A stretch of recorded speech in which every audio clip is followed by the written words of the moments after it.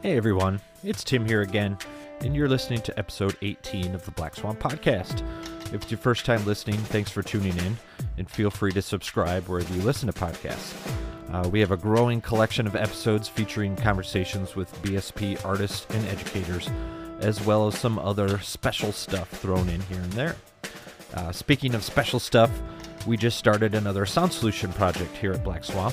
As part of this ongoing sound solution project, we are also releasing 2 new percussion pack bundles. These are collections of common accessory products sold at a discount and geared towards high school students or college and professional performers. Obviously, the practice and rehearsal landscape has changed over the last several months due to the pandemic. So whether you're building an inventory for your home studio or collecting personal instruments for in-person rehearsals and performances, we're just trying to help you out. Details for each bundle are on our website and linked in the show notes.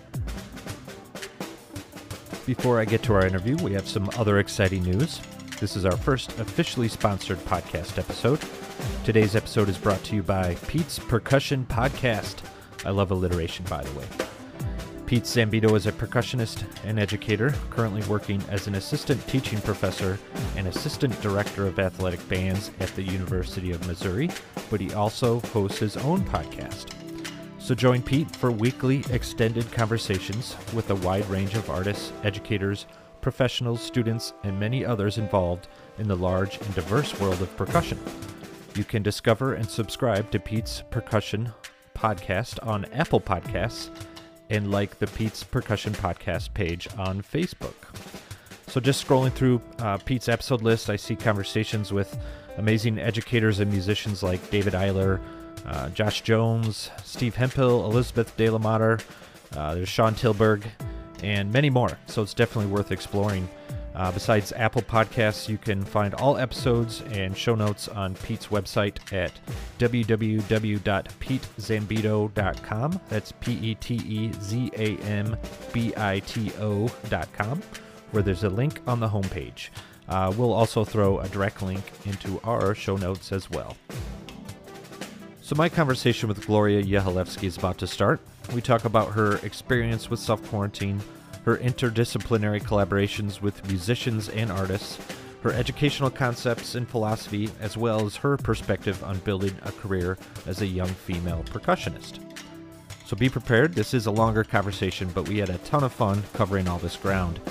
Side note, I'm not 100% sure if we talked about it, but Gloria's commission by Sam Johnson is coming out as a single on streaming platforms in September.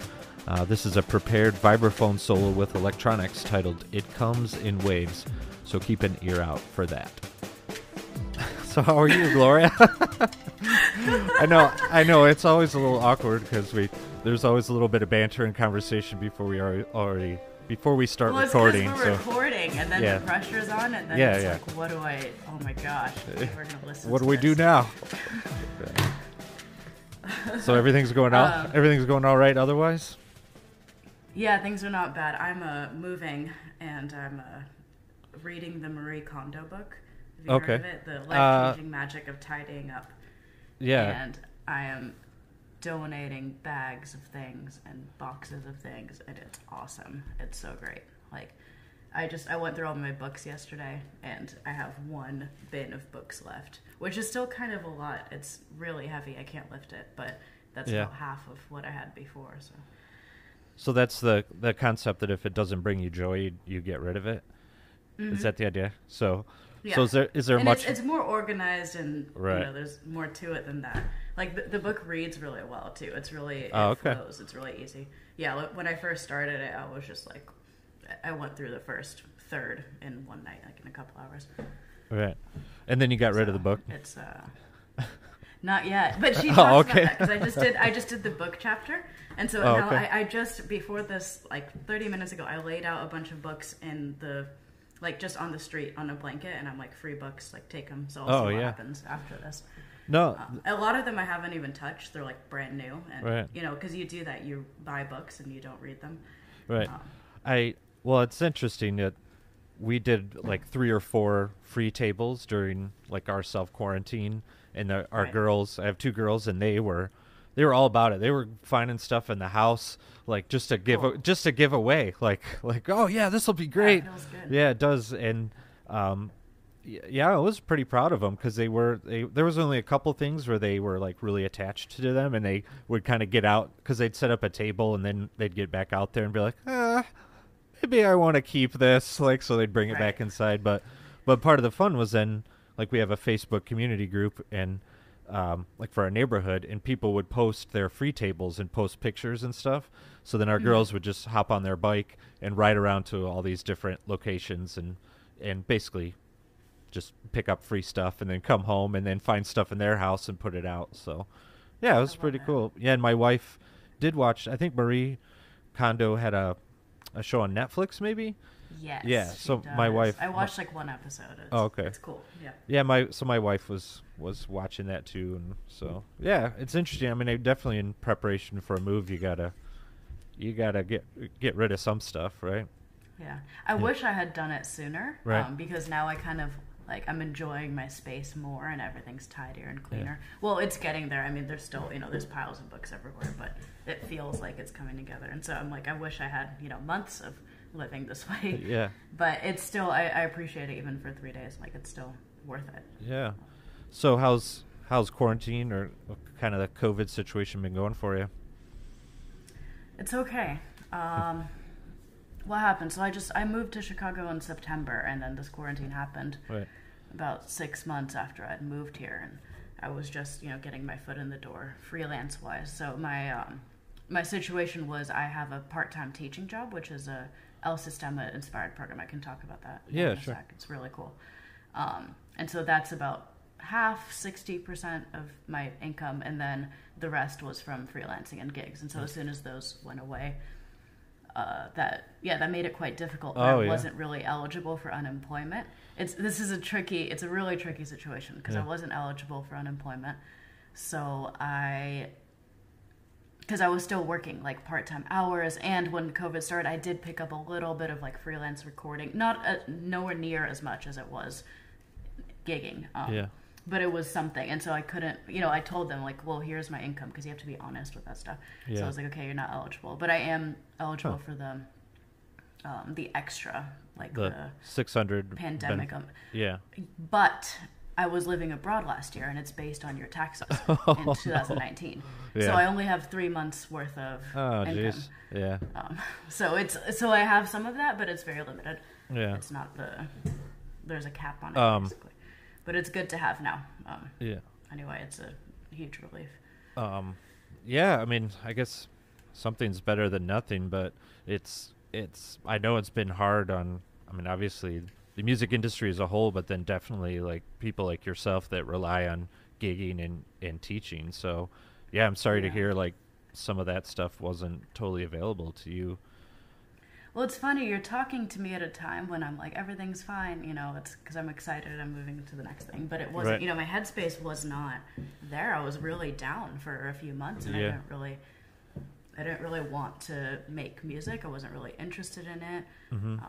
I was just interested in other things. I was listening to a lot of podcasts, watching movies, reading books, which I learned from, and it is an experience in itself. But there was a lot of guilt in that, and wasting time and not being productive. But at the same time, it's like, how am I supposed to be productive? And I think everyone should ask themselves this question. It's like, if you're not enjoying it, if you're just standing there playing scales because you have to, then where is this going? Yeah.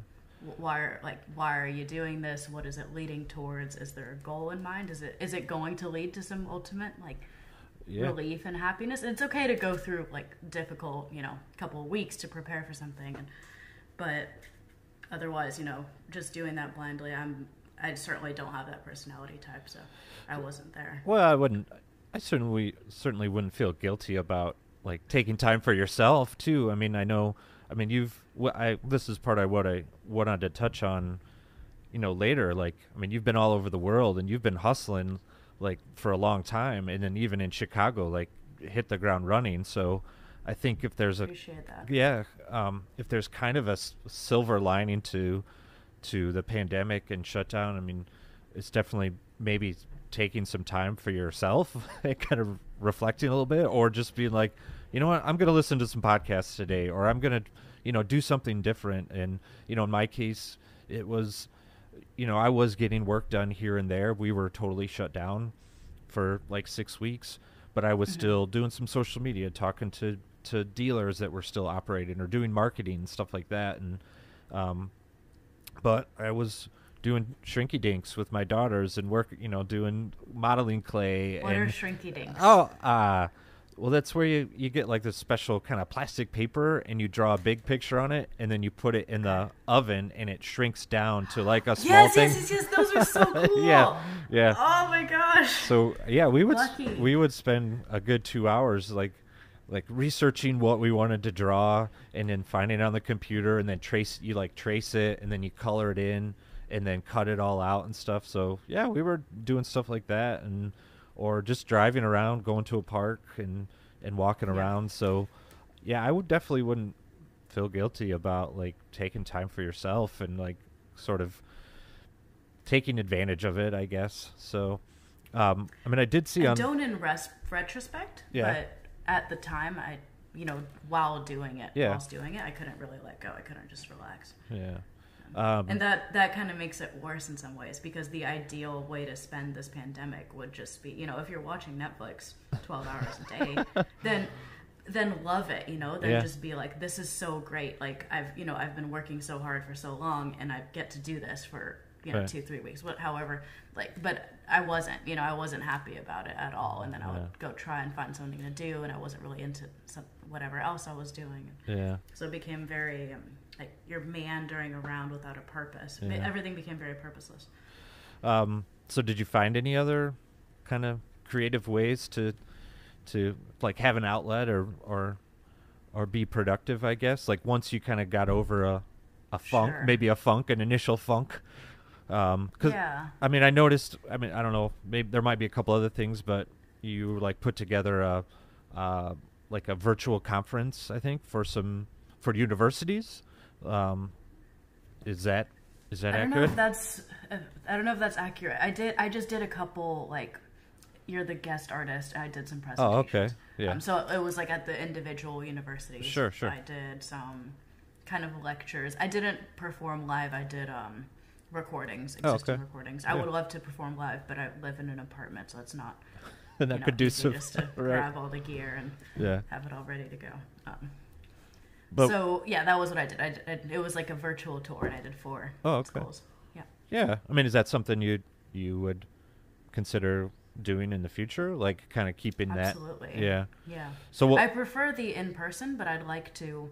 It was nice doing it a few times because I had an idea, and I was brainstorming. I had an outline like written on paper. I had an outline on my computer, and I was going like the first one was a little messy and kind of intuitive, and I was talking about how I even got to the subject before talking about the subject. And then by the 4th time, I was really confident, really happy about it's like, okay, now we're focused, we're asking the right questions, we're having the right conversations, we're doing something. We did like a group kind of improvisatory piece that we all kind of decided on a theme together and came up with a concept. I was leading it, but it was very interactive. And so by the last time, I was like, now I'm ready. Like, now I'm ready to do this, 10 more times.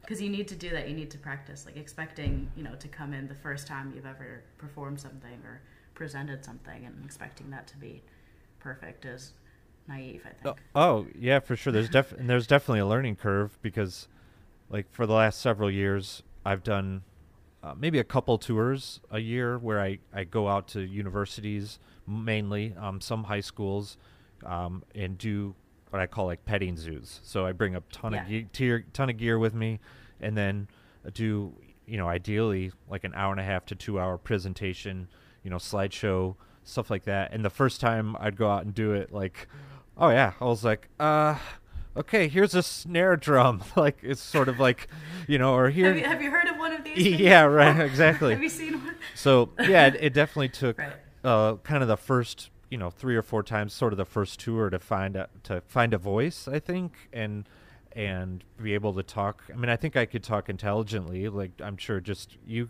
can, about your experiences and your concept, and you can talk intelligently, but be able to kind of share that with people and keep a conversation moving or kind of keep things moving.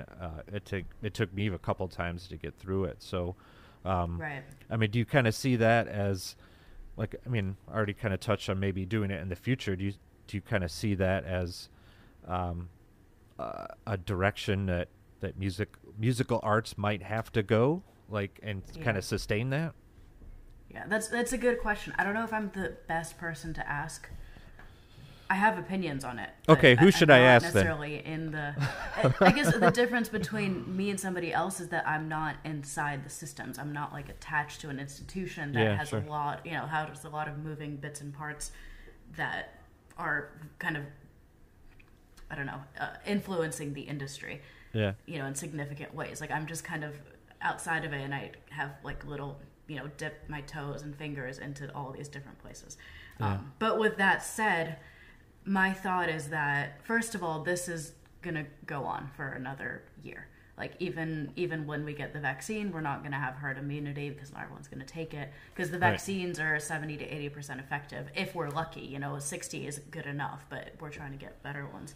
So if we have a 70 to 80% effective vaccine, we need 2/3 of the population to be immune to have herd immunity. Only 50% of the people take it. We're nowhere close to that.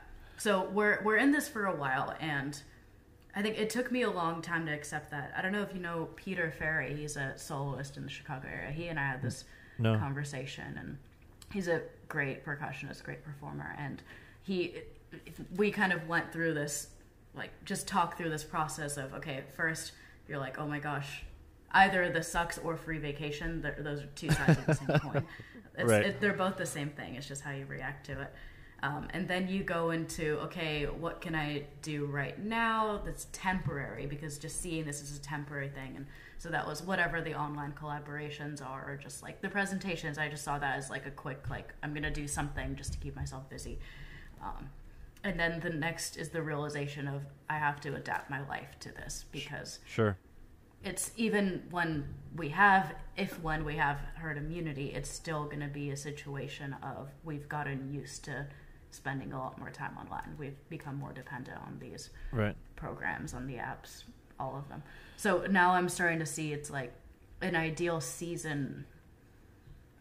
It's hard to say. I don't know what orchestras do. I'll just say what I'm gonna do. Right. I can see myself, like, I'd like to plan a season where 3 or 4 of the concerts are live streamed. So like 50 to 2/3, 50% to 2/3 would be live stream, and that maybe there is an audience, maybe there isn't, but it would be accessible online.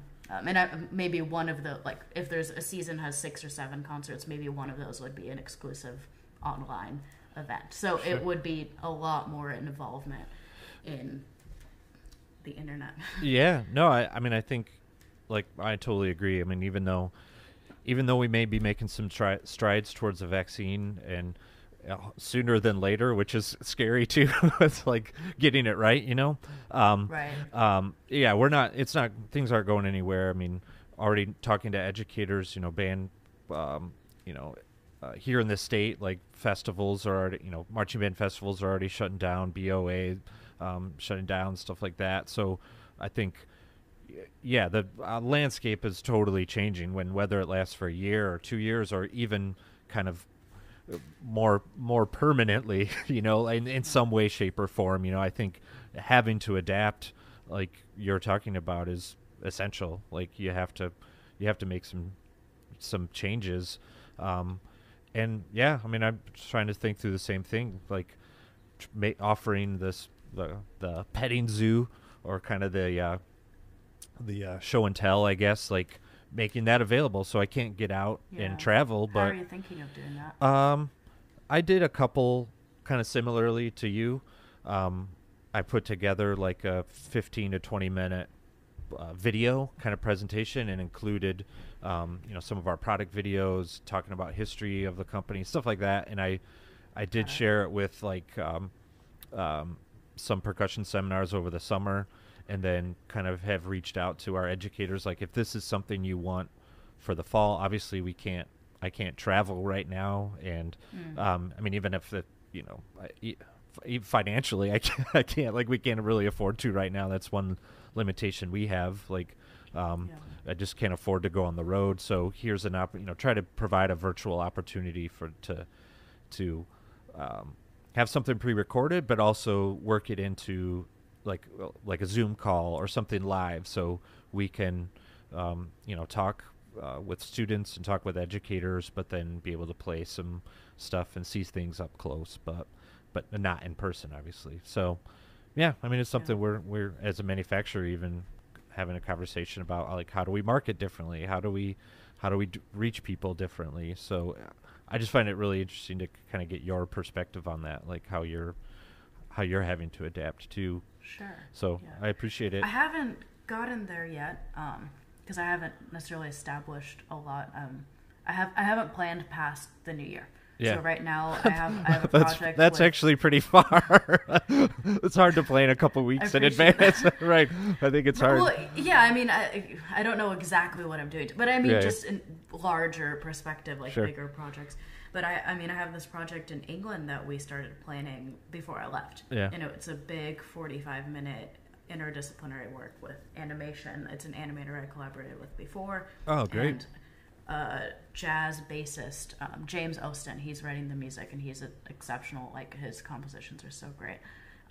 And so it's this fusion kind of. So we have jazz bass, jazz guitar, and 2 percussionists, myself and Lindsay Eastham, who I was on the World Percussion Group with, and she's wonderful. One of my favorite people to work with.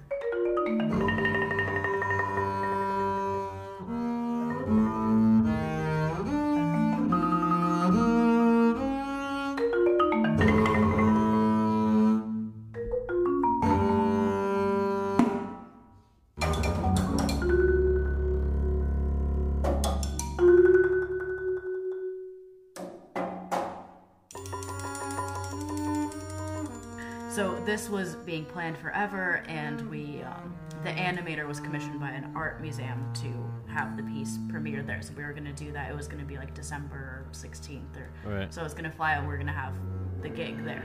But now it's a virtual thing, so I'm going to fly over there and to record a piece.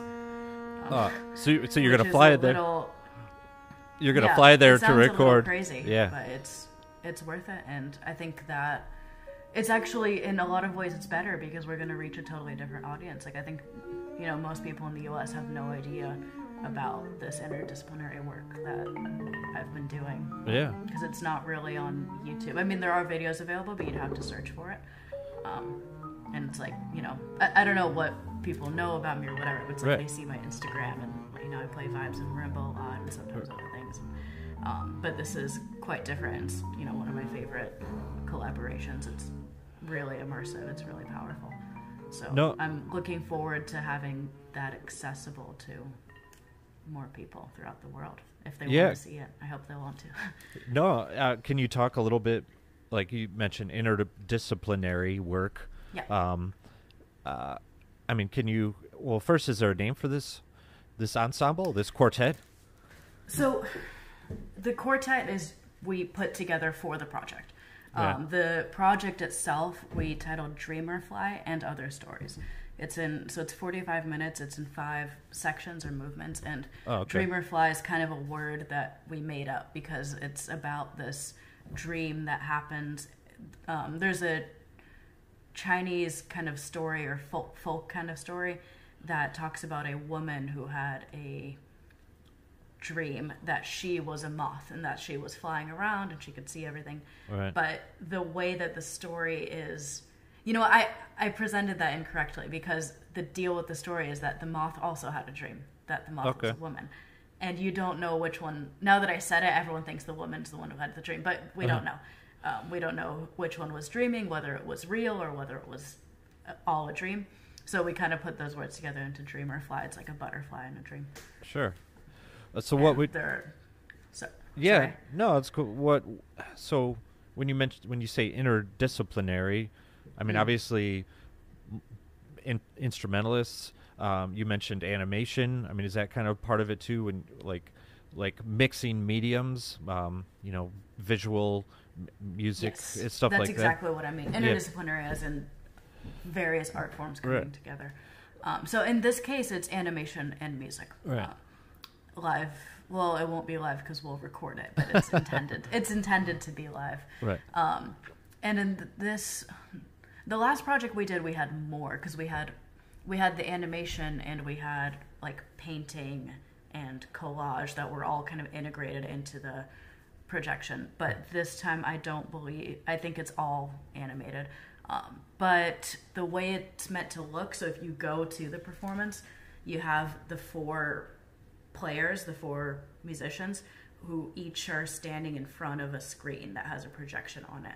And each of those are individual projections. And I think there's a larger, I don't know whether she's thinking of like a 360 larger projection, right, or if it's just one larger screen behind us. We're going to have to figure that out with the video. Right. Because there's a few layers to this, because the art gallery commissioned it, and art galleries don't just have live performances of music, so they also wanted an installation, so that's like a shortened version of the project. Okay. And that's something we're recording remotely, and we're just gonna mix it together, and so that's gonna be like that's a 360. So the animation is you walk into a room and you're surrounded by it, and the music will be playing from somewhere. I don't know where. Somebody else is doing the sound design. Right. So yeah, my next question then is what kind of comes first? Does the music drive the visual? Like I kind of think of like WGI or marching band or drum corps, where it's like you kind of have the music first and then that drives the visual. Or are you okay? Sorry. Did you fall down? Do you need help? Was that super loud? No, it was the coaster. It stuck to the bottom of the cup and it fell. Okay. But I'm listening. No, that's cool. Yeah. So what kind of comes first? I mean, when you mentioned that a art gallery sort of commissioned the piece, did they have a visual in mind, or did they have an artist that they were working with and then wanted music to accompany that, or do they reach out to musicians first and kind of build the piece and then come up with a visual, or is it in tandem, like together? So all the art gallery did, all they did is pay you. All they did is pay. No, we have a relationship with them because when I say we, that's flexible, because this animator and I have worked together in the past in a few different capacities. Sure. And so, but every project has been with different people. But the stable part of it, the stagnant part, was both of us were involved with each of those projects. And so that's Xi Li. She's a Chinese animator. So our former piece was a piece that I wrote for double bass and percussion, and that was a mostly through composed kind of duet. It's about 13, 14 minutes. And that piece was, I think we applied or submitted to get it played in an exhibition in that gallery, and it was, but somebody else played the percussion part because I was gone by then. Okay. And then after that, they commissioned Xi for another work. And Xi and I wanted to, we've always been talking about collaborating together. Like hopefully this is something that we're going to do for life. And, I'm really excited because every time it just gets better and better. So I'm looking forward to what turns out. So when I say we, I mean this collective. And we've called ourselves Sounding Eye Collective. And it's kind of a moving collective in terms of, so Xi and I both kind of start the projects, and we both had the ideas for them for the most part. I mean, everyone is involved with the creative process, but it initiates from some sort of story that we share. And then we'll find collaborators to work with that. So this one, I talked about the butterfly and the moth, but the initial idea had more to do with space and galaxies, and the reason I asked James, cool. There's a lot in it, and there's and in the animation that still reflects the elliptical galaxies was the initial concept. Okay. It's amazing how these things start, because I'll tell you, here's the story. I was listening to a podcast about elliptical galaxies, and I thought they were so cool that this is almost like silly. I was like, this would be great for a piece of music. And I was walking by James, the composer. I was literally like on the street where he lives, and I called him and I'm like, hey, do you want to do can I come over? Can we talk about a project? And then I'm like, hey, do you want to write an hour-long piece about galaxies? Right. And he's like, yeah, let's do it. Yeah. So that's how this started. And then the gallery commissioned Xi, and we're like, okay, this is the place that we're going to do this project. So we had the idea. You asked about music or animation first. The former one we did, it was concept first. It's always concept/story first. Okay. So the concept for the previous one it's called Minister of Loneliness, and it was about depression and culture shock and loneliness. So it was a pretty dark subject matter, and it was like specific small stories within that. And so that initiated music and animation. So I wrote the music first, and then I would send her recordings, and she would make the animation. Okay. This time it's happening a little bit differently. It's kind of simultaneous, and then they're going back and forth to each other with like specific points, like, okay, here's a moment of impact, or here's how long the section needs to be, things like that. So, and it comes together afterwards, but you influence one another, because once when the animator hears the style of the music, she's going to respond to that. And then when the musician sees the style of the animation, they're going to be like, okay, so you're going to respond to that intuitively. Yeah.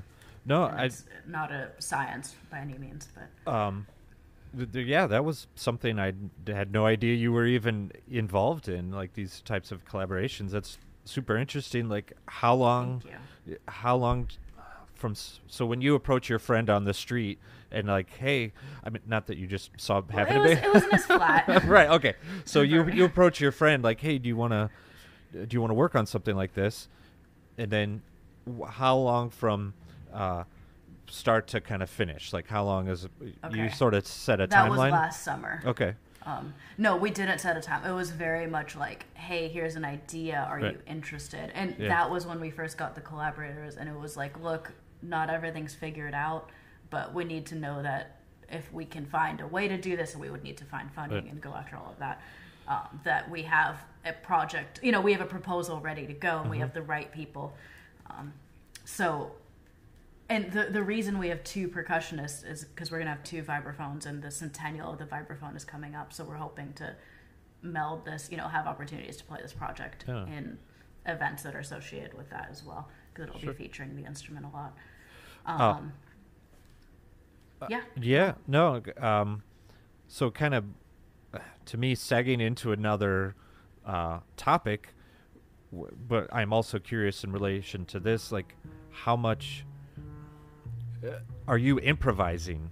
Like, so when you see some of the visual, or when you're just coming through ideas, like, are you just starting to kind of improvise or figure out some themes, or, something, or even like instrumentation, stuff like that? Because basically I want to start talking about your activities in improvisation. I think guided improvisation is maybe something that you work with pretty regularly. So can you talk about that? Yeah, so in these projects, in Minister of Loneliness, maybe 10-15% was improvised. Okay. There were little transitions between sections where you would just have a block of like make this kind of character, like it would be like harsh chords and kind of what's the word for those? Forgot my music theory. Like dissonant or something? What's the on a piano where you just press all the keys down? There's a word for that. Just kind of, very dense chords. Yeah, sure. So we would do something like that, and it would be this idea of falling, and it would descend. So like a cluster. That's how cluster. It's kind of guided. Cluster, that's the word. Okay.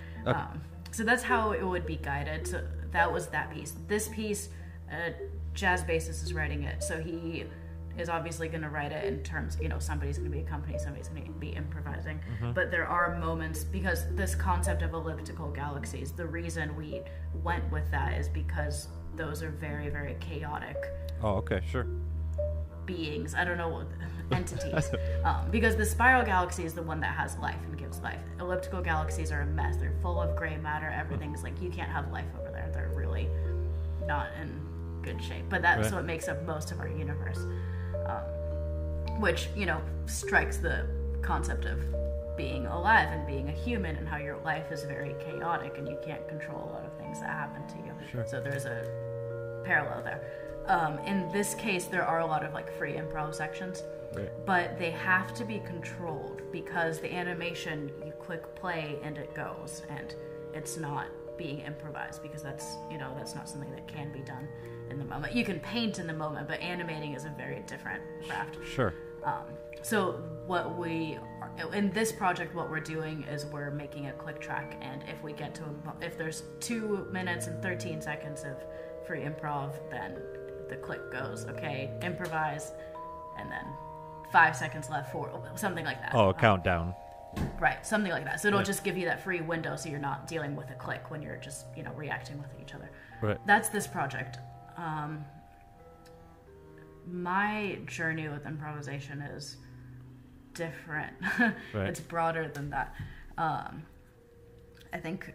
Where do you want to start? Do you want to start from the beginning, or just the concept of why it's important? I guess the beginning, like how did you first get interested in exploring improvisation and then kind of building I don't know if it's a philosophy or a concept. Yeah. So I always played jazz in middle school, high school. I was in the jazz bands on vibes and piano, kind of back and forth between the two. I couldn't really decide on one. And so I always had this, I just liked groove, but that wasn't, super, there wasn't a ton of improv. It was just that has the origin in it. And I continued that in undergrad. I was taking some lessons, but the kind of catalyst was I went to Sweden in this winter of 2014, 2015. Right. And that was where I started with Anders Ostrand and Daniel Berg. Right. And those guys, Anders is the freest musician ever. And, my first lesson with him, I played that marimba piece, Ultimatum. Okay. And then he was like, okay, now get on the floor and play the entire thing with your mallets on the floor. Like, play the rhythm. And then the next thing was like, okay, let's do something else. And then he would just start like comping, and he'd be like, okay, we're in C, like go for it. Yeah. Like, just play. And I hadn't done something that open before, but right. It was amazing. I mean, that was, the most eye-opening lesson. And then Daniel Berg, he comes at improvisation. He was the one who actually, this concept of guided improvisation came from. Like, Anders was the one who really inspired the energy toward it. And sure. Daniel Berg, he's more of a classical guy. And he's written some solos, marimba solos, and I think on various instruments, but he's mostly a marimba player, that help classical musicians to improvise. So one piece was Fantasia and Toccata, and the first movement of that is you have all these boxes, and you can just move through them freely. So it's like you're playing the written material, but you have a choice of what order you play it in. Yeah. And he told me, he wrote this to help classical musicians improvise. And I was like, there's got to be more like this. And so that started a couple years of research of just finding these pieces. And I keep coming across more, and I'm a little bit, I should be diligent about updating it, but right. I'm a little like, I don't know, it feels like it's in the past. Yeah. So that inspired me a lot, because I valued improvisation because I saw how it made me feel, and I saw how it made other people feel. Sure. And I was like, but classical musicians are scared to do it. They're uncomfortable with it. And I think yeah. it's almost essential, because if you're going to be a musician, you got to be able to just play. You can't be like, I can't play right now because I don't have my music. Yeah. Like, because that's not, I mean, of course you're a musician, you're like, your voice is valid, and like I'm sure that when you play with your music, it's great. But you also have to have the freedom to. Yes, a lot of people memorize, but you have to have the freedom to know your instrument and play that. And even if you don't do it in public, right. even if you just do it for yourself, like there's something inherently valuable with connecting with your instrument in that way and exploring it and getting to know it as person and instrument. It's not. We have multiple layers of person, music, hands, mallets, instrument. Like, that's too much separation. Yeah. It's too many degrees of separation. So we need to be able to connect with the instrument. Yeah, a couple thoughts that just kind of come to mind. That, like, the term guided improvisation sounds sort of, at first it sounds like sort of an oxymoron, like Jumbo Shrimp or something, like guided improvisation, like improvisation should just be free, but then the guided. Nobody's ever said that. So that's cool. But guided, I think, totally makes sense in how you've explained it, that you almost need parameters. You need, and especially maybe for a more orchestral musician, like okay, you can take some of these elements that you're already totally familiar with and maybe then reorganize them and experiment with them. And it does kind of remind me, long time ago, I was in school, Gloria. I went to music school. This was 20 years ago or so. But, learning about, 12-tone music or, stuff, that atonal music and the concept of that's being the most prescribed thing. Exactly. And even in Bach, there's tons of improv. Oh, that I won't talk about Bach. I mean, in the classical, in Tchaikovsky and Shostakovich, like there's a lot of interpretation there. You don't have two of the same Shostak, but in the whole idea of like, okay, we're breaking free of like kind of this tradition and trying to do something totally different, but yet we have these parameters to like sort of set all this up. And so I think it is actually a cool idea. It's like, okay, it can almost be overwhelming if you're just like improvise and you're like, okay, I don't know what to do or where to go or what to kind of put this together. So it's almost like more limiting because you don't have a direction. So maybe, guided improvisation to me at first it sounds like strange, but then I'm like, okay, that actually makes sense. Like, okay, you need maybe a direction to go, or you need some elements to start putting something together, and becomes less like too much freedom becomes limiting, I guess, in a sense. I don't know. Yeah. Or I have no idea what I'm talking about, and I just need to go back to selling tambourines. No. That makes total sense. That makes 100. And I think, like, as humans, we need structure. We like to have order because everything goes to entropy naturally. Yeah. So any sense of order, feels good. It feels satisfying. And I think there's a point that there's a little crest that you go over, and before that, you're a child and you're free and you can just do, and you're not afraid to try something and just go for it. But then you learn too much about something and you're too good, and now you need to have the sense of control, and the idea of going back or just trying something, just improvising is scary because it's like, wait, but I know this thing and this is what works and this is what doesn't work, and I need to stick with that because I know what that is. I know what those parameters are. I have those parameters. They make sense to me. So the way out of that is by using those parameters to help you be free. And it certainly helped me. And it wasn't like a clear linear trajectory, but looking back now, I can see it's like, okay, I was doing a lot of these guided improv things, and it wasn't easy at first. You had to prepare a lot, and you had to really like set yourself up for success. I didn't want to go into, I couldn't just go and read a piece and that just be like, I had to practice all of if I'm playing the box piece, where you're going from one box to the other, I had to practice all those transitions and really get to know the boxes. Yeah. And so that was basically like learning any other classical piece. But eventually you just start to let go of that and be comfortable with that. Yeah. Another, point you made earlier about just connection to your instrument, and what I want to move into is more of that kind of communication, I guess, like using your instrument as a form of communication, which is what I think you were sort of starting to touch on. Yeah. I'm so glad you asked about that. Yeah. Oh, great. See, I did a little research, Gloria. We've had what I think is cool about these types of conversations is we've met several times before. We've had conversations about your music and your life, but I always find something new with like people that I talk to. So, and that's why I dig a little bit more. I kind of go off of conversations that we've had already, but I know, like music as communication is sort of one of your, maybe a mantra. It's your thing. It's communication through music. Yeah.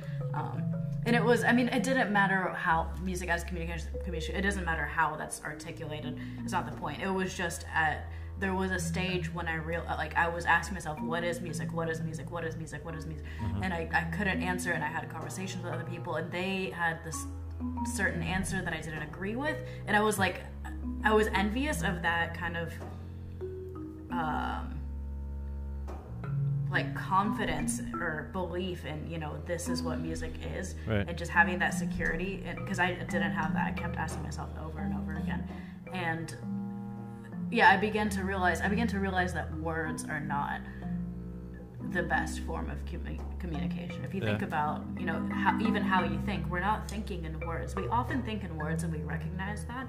But if you really look at how you think, like if anybody meditates a lot, or if you just pay attention, spend a few moments, it's like you understand things without using the words to describe it. You observe things, you accumulate knowledge without having a description on it. So putting something into words is like the tip of the iceberg, right? Yeah, sure. And so that combined with what made music valuable to me, which it didn't matter as a performer or as an audience member. Honestly, like it's more fun as an audience member because you get to just listen and enjoy. And it was the fact that I always felt something. There was a story being told that could not possibly have been told in words, right?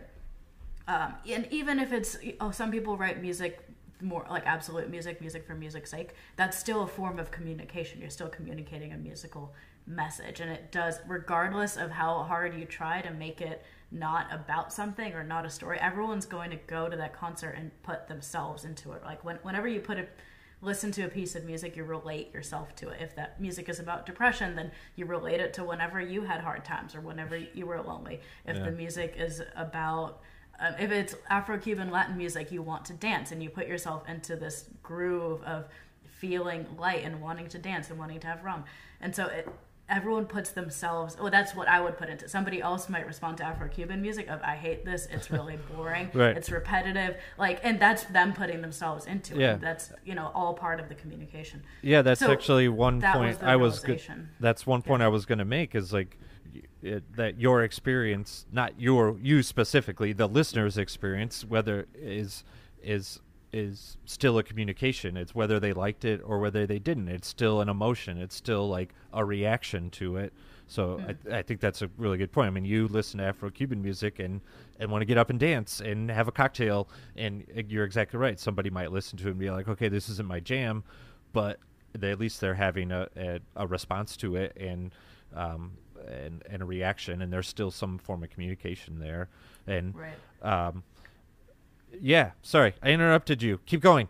It's okay.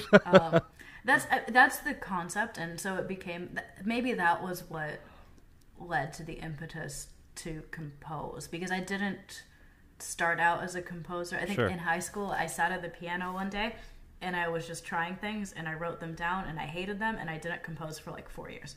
5 years. Yeah.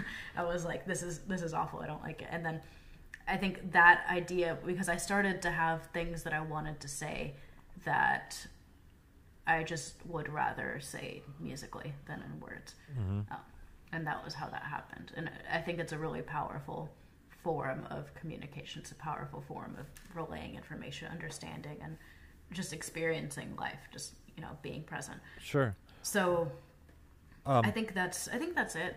No, that's the philosophy. Yeah. Out of curiosity, when you were kind of first digging into this and talking to people about, what is music or what their perspective of music is, and you started to disagree or to not kind of align with those thoughts, like just out of curiosity, what were kind of some of those ideas or concepts that you knew you didn't necessarily prescribe to? There's two. One is the dictionary definition of organized sounds and silence. Sure. And for me, it's great, but because we have sound, it's an element, it's one of the senses that we experience, but we wouldn't have the sense if there weren't a point to it. Sure. And organized sounds and silence is a little bit pointless to me. Yeah. As a definition. You know, as a marker of like the science that happens or the actual physical body that is created, fine, it's good.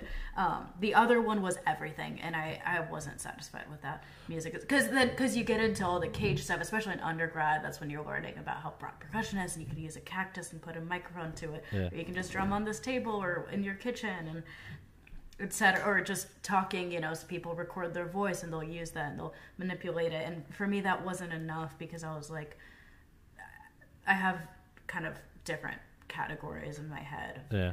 Not everything is a part of my music making. Like certainly during the pandemic, I don't consider a lot of what I did, some of the learning I did will enhance my music making, and it certainly helped me be me and learn a lot about myself.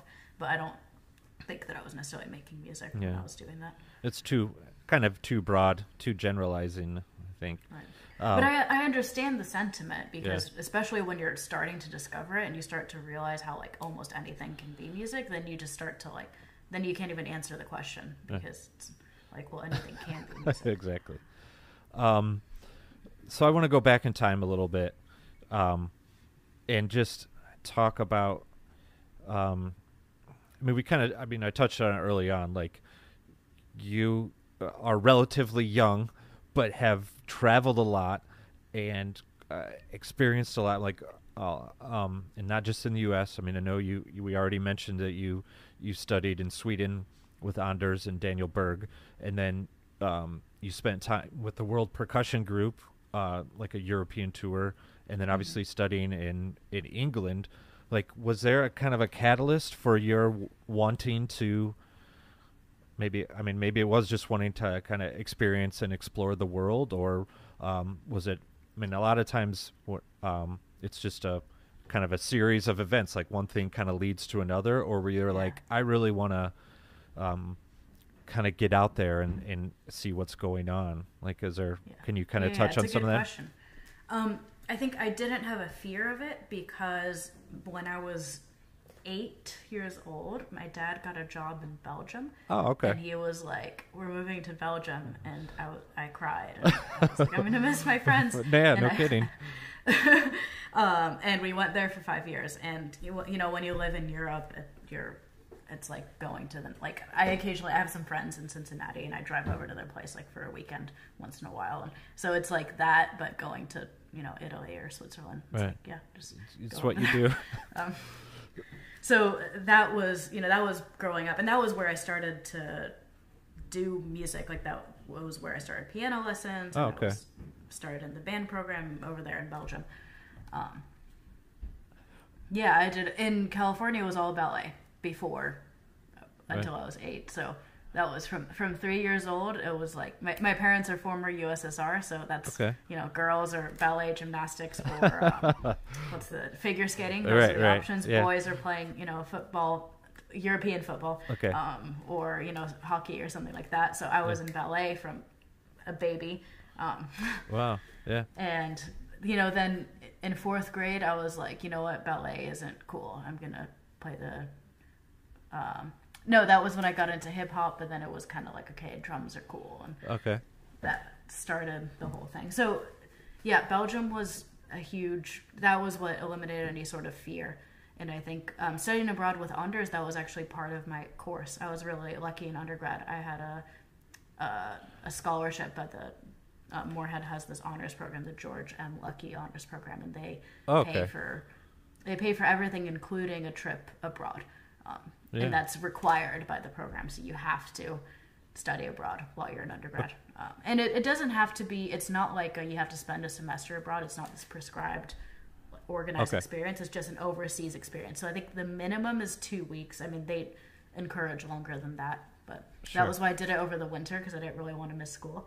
Because I was just, school was so important, so let's just do more of it over 2 months instead of taking a break and then come back and... So when you were there in Sweden, that was part of your schooling then? It was like as part of your degree? I wasn't marked on it. I didn't get any grades for it, but it was something that I had to do. Yeah. And, I was really, I think going over there with Anders was the perfect thing. Right. It was quite a crazy thing too, because I was... the advantage of organizing something with the school is that you have a place to live and you have somebody who's going to be there with you and you're going to have a place to study. And with this, it was just literally Brian Mason just emailing Anders and being like, "Hey, I have this student. Can she come over?" Yeah. And he's like, "Yeah, cool." And then I didn't know where I was going to live until like I had a flight booked and I didn't even know where I was going to live until like the week before. Yeah. And I was like, yeah, this guy has an extra room in his apartment, so you can go live there. No, I think it's a great, I'm sure it was an awesome experience. When my wife was in undergrad, she kind of had a similar program. She's a graphic designer, so she was in the art program here, and she was able to travel to the Netherlands for, I think 4 or 5 weeks, and I love the Netherlands.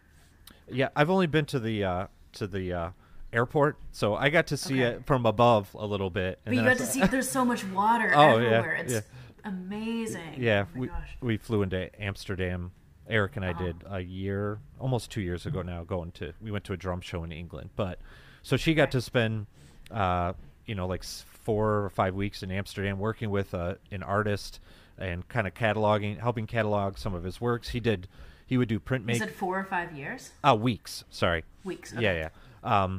And he would do large sculptures, so she kind of helped with some installation there, and then she lived, I think, in an apartment either above the studio that he had or above like his son or daughter's studio. But she spent a lot of time by herself, but then he would invite her over for dinner and stuff like that, but then obviously during the day they were together a lot. So I know that was like a super obviously memorable experience. And he's passed away now, the artist, but he had ties to West Michigan and the university that she went to, so he would come over and we would kind of connect and stuff, and they kind of maintained a relationship. It was really sweet. He came to our wedding, gave us some signed prints of his that we still have. And so just those experiences are like lifetime type stuff. So I just think it's cool. And then obviously with the World Percussion Group, you were traveling over there, and then is that how you kind of got into the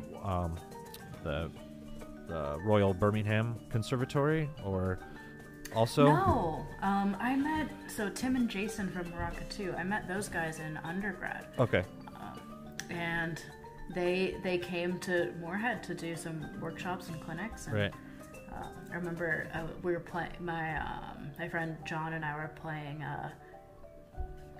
the famous Blue Motion, that one. And so we each took lessons from Tim and Jason respectively. Right. And it was just a really positive experience. Like everyone loved having those guys around. They were so fun. And I remember when they were planning the World Percussion Group, they told us right when it was just an idea, that first year that it happened, and there were the 2 tours in Europe and then the US, and I was I think it was the second installation of the project, and they came and did kind of this virtual, like a Zoom class. Before COVID. Right. They were ahead of the curve there. And they were just, this was after, so they came in person, but then when they were trying to promote the World Percussion Group, they went to Moorhead and were encouraging. And I was into it, I think, before that. The first time around, I kind of knew I wasn't ready, but I applied my senior year and was really lucky. Yeah. I don't know if it influenced them that they knew me. Right.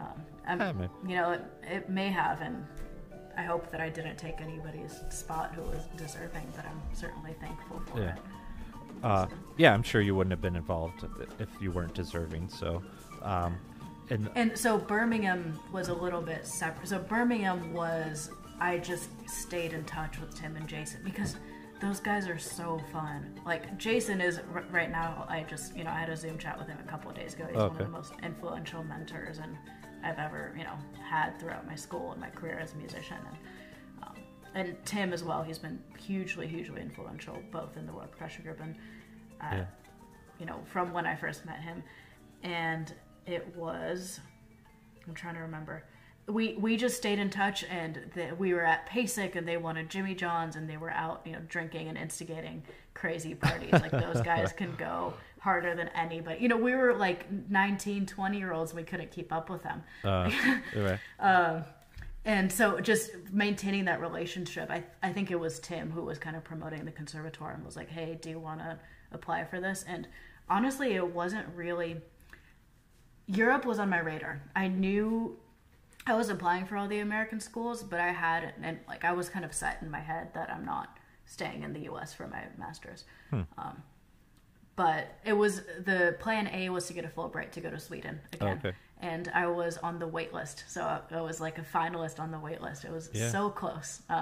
Which that's something I'm proud of too. But once I had got responses from all the schools, I took myself off the waiting list because I had already committed to somebody, and I didn't want to find out in September, oh, hey, you got a Fulbright, and then that would have made me feel worse, basically, because I wouldn't have taken it at that point because I was already going to Birmingham. So it was kind of instinctual. Like, I knew I wanted to be in Europe. But when I applied to Birmingham, I didn't even really consider it because I sent videos. They took not a live audition. You could just send your tapes and stuff. Right. So that was very convenient. And then visiting the place really sold the deal. I mean, there are so many tutors. It's honestly incredible. Like, you can do anything you want in Birmingham. Like, really anything. Yeah. Great. So really kind of one of my final big things I wanted to talk about is diversity. And your perspective, maybe as a female, and obvious obstacles that you might have had to address, and biases you might have encountered. I mean, is that something that you've had to work through in your short but already kind of active career? Yeah, I think I haven't had any, like, nobody's ever explicitly discriminated against me, and I know people who have had, explicit struggles, and so I, like, if I say anything that's like, this was hard, I know that everything is relative, and it may not necessarily have been as challenging as I make it out to be. But I think even from the beginning, like, I started percussion in 5th grade and band, and it was a boys club. Like, I wasn't part of the group because it was just me, and all the boys were friends, and I so wanted their approval so badly because they were so cool, and they were playing the same instrument I was, and piano was my first instrument before that. I started lessons before that, so the keyboards were like, I could sight read anything. And so I was kind of, on bells a lot, and the guys were on the drums, and I didn't have as much time on the drums. My roll wasn't as good, right. Et cetera, et cetera. And so I was, I wasn't part of that club, but that was okay. When you're a kid, it's okay. Fast forward to drum corps and marching band around high school. Right. That's when, you could really see the boys club. So there's definitely that kind of, I don't know. I hate to put it. I don't think it's a percussion thing. I think it's just a kid, 14 to 18-year-old thing. Yeah. But it, even in drum corps, like even at the Santa Clara Vanguard, in my opinion, the best drum corps in the world. Hallelujah. We struggled in the front ensemble. Like, there was the girls were friends and the guys were friends, and sure. This was up until 21. You're a little bit older. Yeah. I was always like 1 to 3 of 20. Actually, in Birmingham, there was a perfect balance. Like, it wasn't a perfect balance. There were more girls than guys, but all of the girls in Birmingham were like total badasses, and it was super cool. Like, and the person leading the whole, my first year, the person leading the department was a girl, and she's incredible. Like, everyone really I look up to her as a musician. Mm-hmm. So that was kind of tipping the scales. But in leadership roles, I think it could largely be my personality, but I found there was always this like struggle, like somebody didn't really want to accept. And I don't know if it's an inherent bias or if I was just a type of leader who was difficult to, and I can accept that. Like, if I was a problem, and I'm sure when you're young you cross some lines or whatever. Well, but I found that people didn't really want to have a female leader, or that was my perspective as a female. Right. I don't know what the male opinion was. Well, I think, that experience is probably accurate, and the fact that you are a female, and maybe in a leadership position, I think would automatically and unfortunately cause some tension or friction with some young men, if that was the case, or men. Yeah. So, it's very possible. And I think, all of those people have matured since. Sure. So it's like, I know it's not a problem at all anymore. It's just probably an age thing. Well, I think, there's like musicians, there's a lot of ego, and people have their territories. Yeah. I'm the same. I totally have an ego, and I'm working on quieting it. Well, I mean, that's maybe a whole nother topic of conversation, but I actually talk about ego a lot, even at work, like, because even I mean, I wouldn't say we're a total corporate setting, but we're a manufacturing in a company, and I think ego can kind of play into that sometimes, I kind of started. Sorry, Nathan, if you're listening. Nathan is our social media guy and branding, and helps me with like marketing stuff. So before we hired him, like, I started all of our social media and was in charge of all of our marketing and like kind of this whole full arc. And then we hired Nathan with the explicit purpose of helping me out, and of course he's doing shipping and receiving and doing some other stuff, but like a big part of his role was to help me do that. But I kind of had, at first, he may not realize this, but I had trouble letting go because of my ego. It's like oh, I can, he's there to help me, but I could still do it. I'm still relevant. I can do social, right. I can, but it's like, no, okay, keep feeding him stuff. And I give him a lot of credit. He would actually ask, well, can I do more? Like, can I do this? Or I have this idea. And so I had to like be able to like let some of that go and kind of put my ego aside and be like, yes, you can. And here, let divide and conquer. Yeah, totally. And let me help you. Like, okay, now my role is to like kind of help set you up to be successful. So we've had a lot of those kind of conversations, and then Jamel at work and I, because we are, we're VPs now in the company, and kind of what our role is as a leader, and kind of where, me personally, where my ego kind of fits into that, and being able to like, because when I go from, basically Eric's first employee and kind of building dealer programs and building artist programs and marketing and social media, like, I was doing it by myself, with Eric too. Did your wife make the logo? No, actually, Eric's brother did the logo. Okay. So when Eric it's great. I love it. Oh, yeah, thanks. Yeah. His brother's a graphic designer, and so that was part of a font set that he created, the hand. And originally it was much more sort of woodcut looking, like harder edges, and so it's kind of softened over time. But my wife did do a lot of marketing stuff for us, like some design, like literature, and like some logo type, for different, events and stuff that we were doing. So now I pretty much do it all. I will ask my wife, like, I'll do up a bunch of comps and take them to her and be like, hey, what do you like about this stuff, or what don't you like, or things like that. So yeah, okay, so that's the ego conversation.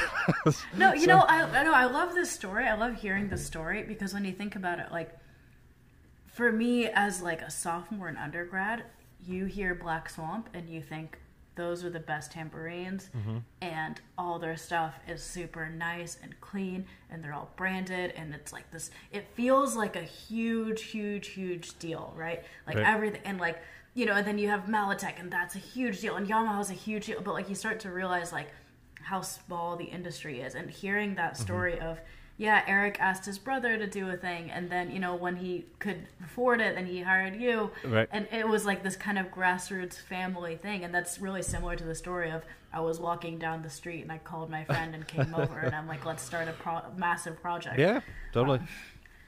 And that's, I think more people need to realize that this is it.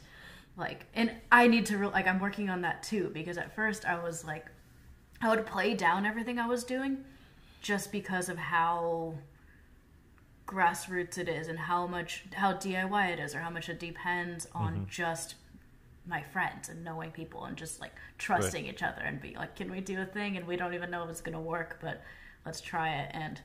And it's a similar, obviously you're registered as a business, and I'm involved with a nonprofit, or soon to be, one's a nonprofit, another is soon, like, so I have some kind of entities that I'm involved in that are registered as something, but a lot of what I do is completely, it's not from a marketing standpoint registered, and it's something I'm considering soon, like to register myself as a company.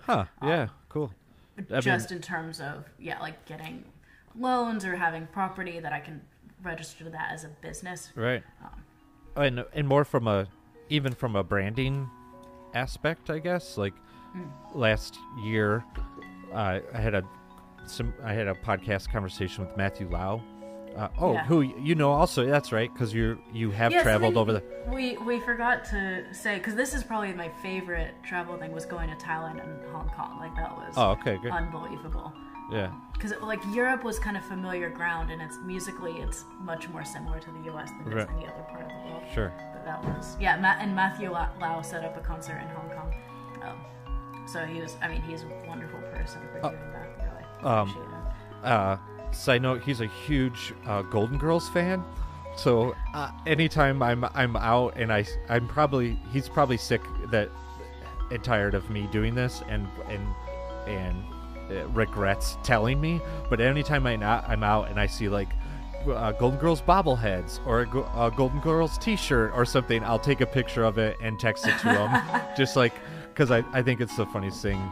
Dude from Hong Kong is like super into the Golden Girls. So, but he's quite American too. He spent like a decade. That's in true. New York, Yeah, that's true. So he's quite Americanized, and that's why he's awesome in that scene, because he's very proactive and very entrepreneurial, which is not necessarily part of the. I don't know the culture, but it seems to be right.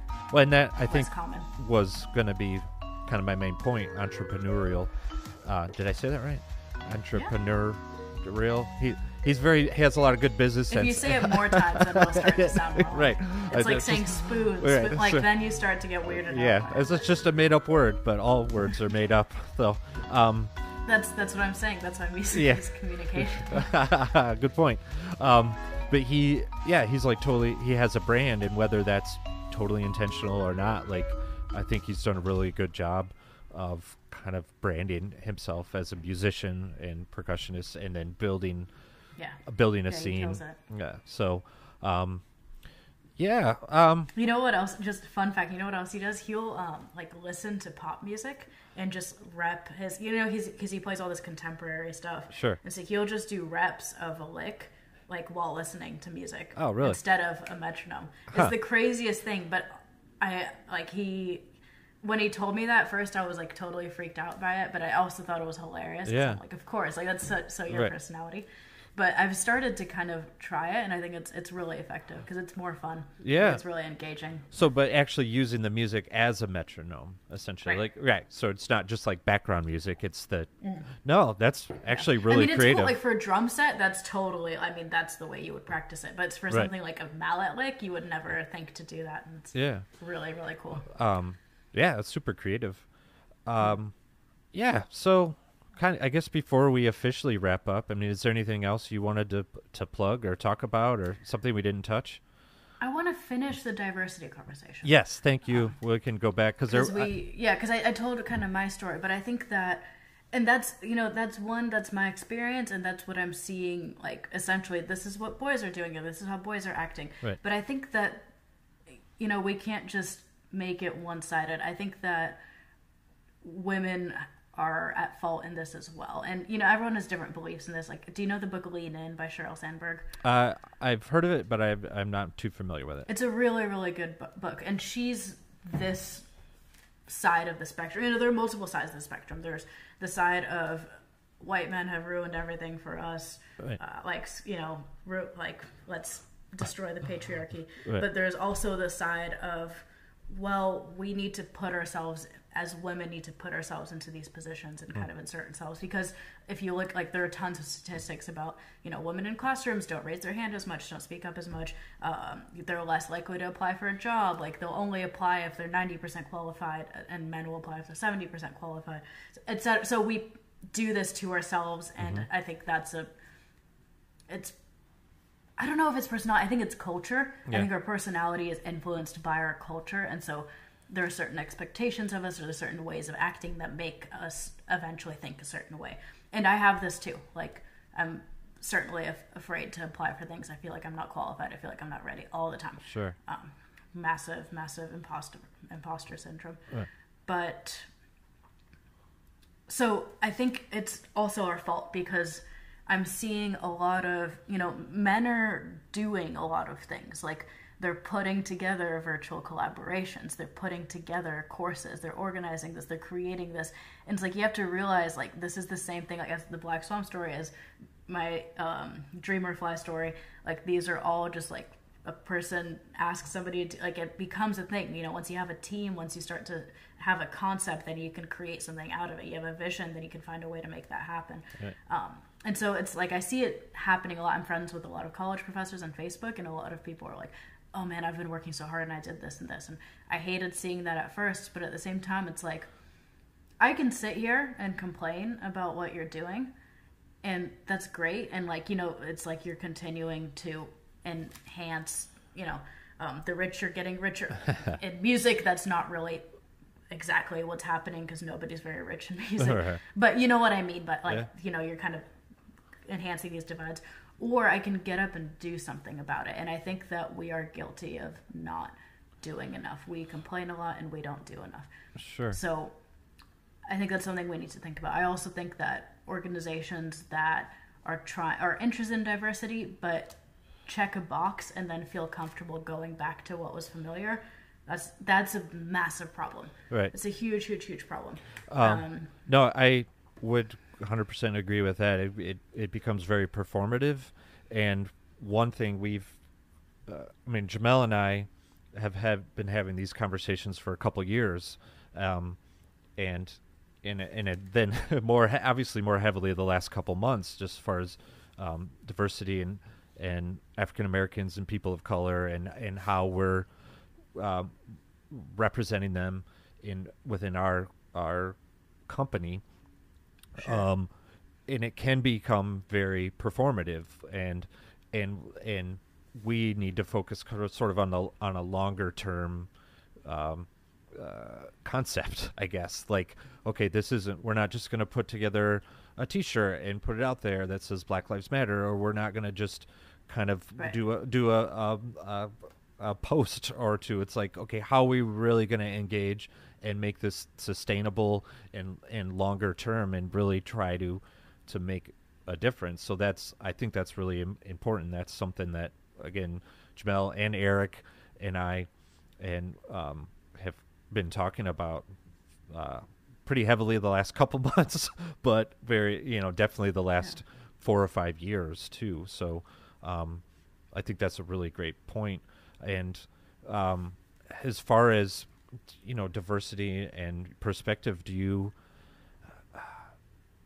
have any advice maybe for younger female percussionists or musicians, or females in general that might not even be percussionists? I know I'm kind of springing this question on you. I don't think I kind of preempted you with this, but it's okay. I didn't prepare for anything. Yeah, that's good, I guess. No, I thought about the questions, but it's not like I have a stack of notes here. I was thinking about it. Yeah. I think reading that book, Sheryl Sandberg's book, is a really good place to start. Mm-hmm. That was definitely influential to me. I think just be fearless. And it's much easier said than done. I have a massive problem with this. Like, I'm afraid of everything, and I have to talk about it for several weeks before I start to, and by the time I've talked about it for several weeks, I don't want to do it anymore, and then it doesn't happen. Right. So it's just like, as soon as you get the ball rolling and get started, then right. That's gonna be your power. Like, as soon as you start something, then you're gonna be connected to it. And I don't know if I have advice, because I also know that what I've done so far, and the kinds of opportunities I've created or taken advantage of are largely a reflection of my personality. Sure. And so I wouldn't have done anything different if I were a man, or if I were any gender, right. Or any color, but I think if I were, this is where systemic racism is a huge problem. I think that if I were born a different color, I wouldn't have had the privilege that I have. Sure. And so I think we need to acknowledge that. I think we need to be aware of that. And I think being fearless is the simple way of putting it. I have other ideas and branches, but I think, do your own research and find ways to combat that. Yeah. No, I think it's totally valid. And is that something? This kind of piggybacks. One thing I do like to ask people is if you could go back in time and tell your younger self like one or two things, would that also be it, or is there like as far as because it doesn't sound like you were fearless at a young age either. So is there any other advice you might tell your younger self? Like, don't take the blue pill or take the red pill or whatever that is. Do you ever think that? Do you ever think that you're living in the Matrix? I do. Like, oh boy! Like I'll go to bed some nights and just be like, wait, nothing is what I think it is. Like everything is prescribed, and I'll freak myself out. Like, well, I opened up another rabbit hole there. Sorry. No, it's okay. That's also part of the imposter syndrome. The sure. lack of confidence. Yeah. I don't think so. I mean, what do you tell a kid to? You know, a kid's just supposed to be a kid, live their lives. Yeah. That's what I was doing. I was pretty happy kid. I mean, we had things happen to us, and there were good times and there were difficult times. Yeah. No, that's fine. Maybe I have to think about it more, but I don't think that we need to put this kind of pressure on us, especially not as kids. Yeah. No, I think that's a really good point. I mean, just when I talk to my wife about our two girls, and I can tend to put pressure on them. Could you guys pick up your room a little bit more? Can you put your dishes in the dishwasher? Like, I mean, if those are all valid things, like it builds some ethic there, cleaning up after yourself. But there's other things that I can kind of come down on them, and my wife will be like, they're kids and they need to be kids, like let's not come down too hard on them about stuff. But I mean, and then just things. What I would do is I hate to say this, but I would go back and tell my parents to control less. Oh yeah. Yeah, and I mean, I think are you telling me everyone's families are. Are you telling me to control less? No. So what I'm about to say is like everyone's families are very different. Yeah. So my experience was, my family's former USSR. Like my first language is Russian. I couldn't speak English as a 3 or 4 year old. Yeah. Because my parents couldn't speak English.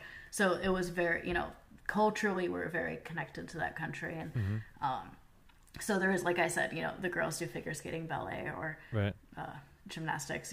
All of those things were part of it, and there were a lot of very closed parts of our culture, very judgmental parts of our culture. I think that's something I developed from an early age. Like my parents were, and I don't mean judgmental. It's not necessarily like straight up a bad thing. We always hear judgmental and we think bad. No, judgmental is just the act of judging, right? Yeah. And that can be good or bad. So we need to remember that. But that was, there was a lot of that kind of environment, like a very judgmental kind of, like I remember now I'm listening to podcasts of celebrities, and like now I'm like, I love Taylor Swift, and I love Lorde, and I love Kristen Bell, and like these people are amazing, and I'm really, really interested in them. But I remember as a kid there was this bias that pop stars are dumb, actresses are dumb. Sure. And that's kind of what I was taught. And I wish I weren't taught that. I wish I could just explore and learn for myself. And, Lindsay Lohan, she was awesome as a kid. And then, there were massive problems later on. And I don't blame her for anything, but she's certainly not a role model for, but you have to learn that for yourself. And so I think that a lot of that judgment came from an early age, and now I have it. And so that's, part of what, now we're having a psychology lesson, but that's part of what, creates this imposter syndrome, because I'm judging in my head constantly. Yeah. Well, and then, as far as our girls, like, and my wife saying, okay, let's let them be kids. It's sometimes a little bit bigger. Like, our 13-year-old, she's going to be 13 in like a week.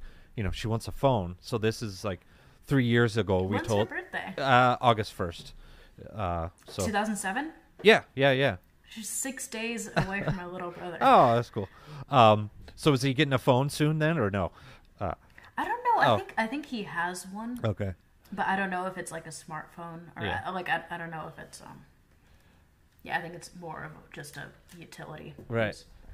But that's been part of my wife and I's conversation. It's like, okay, she needs one. She's spending time with friends, well, less now, but when she, Unfortunately. yeah, and or doing stuff where she might, or when she was doing some after school activities and things like that, it's like, okay, she should probably have a phone that she can call us on, but it's like, and so I'm like, yeah, we can get her a smartphone, we can do this, and then my wife's like, get her a flip phone. yeah, she's like, well, can she still be a kid, like, and I'm like, yeah. So we're in the process now. We have an older iPhone, like an old generation, and so we're trying to figure that out, and then, but they don't make it easy on you. Like, you can't use it. It's a different world. Yeah. It's, I mean, like Generation Y, or is she Generation Z? Is that? I don't know. What, but like, so, because millennials are the ones who were around, who were growing up while the stuff was coming around, but then Generation Y are the ones who are just like, they're on their phones all the time and they're completely isolated. Yeah. Like, that's kind of I'm not saying they're all like this, but, and so that's a big problem because they have access to this technology so early. Like, I in a lot of ways, technology is a good thing, but I have a lot of, I'll leave this on the table. Tristan Harris, just look him up and you'll learn a ton about social media and ethics of technology. Tristan Harris, I've listened to his podcast, and so yeah, I think that's a big question. Because when I was that age, smartphones were just beginning to, like, it was like BlackBerries existed, but only not everyone had them. And so my first phone was this flip phone that I always forgot the password to and I never used. And my brother and I would kick it around the house. Oh, okay. So it was more functional as a soccer ball than as a phone. Funny. Yeah. Yeah, our girls, I have a first generation, now I can't even remember. It's not an iPod and it's not a phone. It's the iPod Touch? Yes, a Touch. Yeah. And so those are so cool. My girls discovered it, and they immediately locked themselves out of it because they figure out, we can change the password. And then my youngest, who's 8, was just like, why are you stop changing the password? She just kept changing it, and then ultimately forgot what it was. And I'm like, well, you're done with that now. Like, that's going back in the drawer. So, yeah, well, we went off topic. Yeah, well, yeah, I guess the final thoughts are where you plug all your stuff. Yeah, if there's anything. I mean, we unpacked a lot. We've touched on a lot of different things, and that's what honestly, that's what I love about these conversations. Again, like I kind of mentioned before, you always kind of learn something new. So, but yeah, if there is anything you got going on. Same to you. I learned more about you. Yeah. Oops, my computer just did something. Okay, it's fine. Yeah, I guess I should leave it with I'm working on, I'm not good at saying this stuff, but I'm working on being, but you have to be a better salesman. Because everyone's like, oh, where should you follow? I'm like, I have an Instagram account. It's like, what is it? Yeah. And so I'm afraid to talk about it, and so I need to get better at this. So it's Gloria Y Music, Y for Yehilevsky, on everything, no punctuation. I just started a Patreon, which I would love people to subscribe to. Sure. And I haven't said it. It's like, this is a nebulous stage, but now that I've said it on this podcast, now I have to do some more with it. I just have the account. You've said it out loud. Right. Yeah, that's a huge. So the idea with that, the first goal with that is to buy a marimba. So I'm hoping to get. I'm on TikTok too. TikTok is that's fun.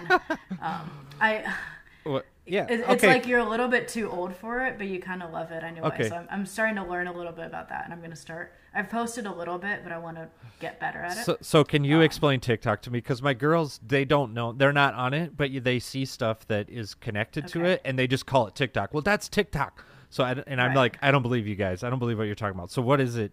It's obviously a social media app, and it's video. So you're recording video, but is there other Yeah, it's like Instagram in that you have videos. Well, Instagram is more about photography, so this is only videos. I mean, some people will do like photo collages or something, but it has to be moving, and it's hard to explain. So all the videos are vertical, so that's another thing. Like, you have to make your content separate. For like Instagram, you have to make it a square, and Facebook it should be horizontal. TikTok, it needs to be vertical. And it makes, like, if you put horizontal stuff on there, nobody It really is not engaging. Okay. And it's kind of fun because it's just, I mean, people who blow up on there are just people at home, like playing with their kids or shooting a basketball. And I like that about it because it's very real. Like, it's very, like, these are just real people doing these things. Yeah. And there are tons of artists on there, like, doing really, really cool artwork or all kinds of creative things. Lots of music, like lots of pop music and dancing. And, you know, like I said, I was a dancer growing up, so I love dancing. Sure. I haven't learned any of the TikTok dances yet. Well, that's what... Well, there's one that's really easy. I could just do it. It's like this and the ba-ba-ba. And it's just like, it's really simple, but well, because we haven't gotten that far. We were on a little weekend vacation last weekend or 2 weekends ago, and there was some girls like at the ice cream place doing a dance, and my youngest is like, "That's a TikTok dance." I was like, "What? How can there be a dance like from TikTok? Like, isn't it just like videos?" So people just come up with choreography for a song, like for whatever, you know, top hit is. Like, you go on Spotify, pop like top 40 right now, it'll be one of the first 5 of those. And people will just come up with choreography, and if it's you know, if it catches, then other people will start doing it, and it becomes this trend. Right. Cool. So, yeah, lots of music is a big part of TikTok, but it's more so pop music. Like, you can go on there and play classical stuff, but that's its own kind of niche. But the main thing is the way I don't know how the algorithm works, but things just blow up. Like, I had a little video of me like bowling a vibraphone with a coin on it, and I mean, in one night it was like 4,000 views.